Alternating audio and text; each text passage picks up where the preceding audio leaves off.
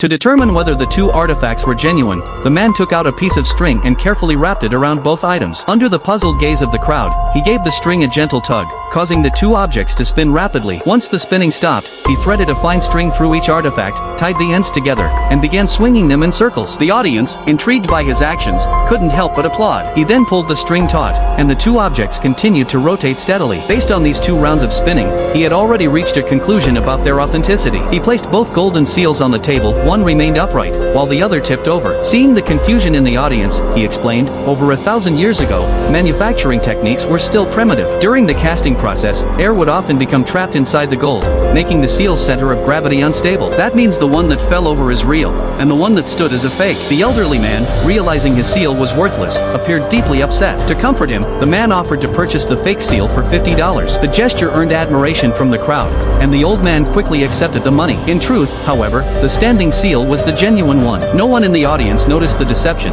and the man quietly slipped away. Just then, 2 burly men appeared and forced him into a car. In the front seat sat the boss from earlier, who had seen through the ruse and now demanded to buy the seal for $500. Outnumbered 4 to 1, the man had no choice but to agree to the deal. But upon returning to his room, he was surprised to find the elderly man already waiting for him. It turned out the old man was actually his landlord, and the entire scene had been carefully staged. In reality, both seals were fake. Within an hour, they had turned $50 into $500. Although this episode was a con, the man's skill in evaluating antiques was real. When a woman later dragged him to an appraisal competition, he reluctantly agreed to participate. With just a glance, he accurately identified the origin and key differences between 2 porcelain pieces, impressing the judges. However, during the final round of the contest, he suddenly picked up a Buddha statue and slammed it onto the ground. The audience gasped in horror. It was a registered cultural relic, but the man calmly declared it a counterfeit. He explained that if it had been genuine, the broken fragments would vary in size. In this case, the fragments were nearly identical, proving it was a fake. His opponent examined the pieces and ultimately agreed. In the end,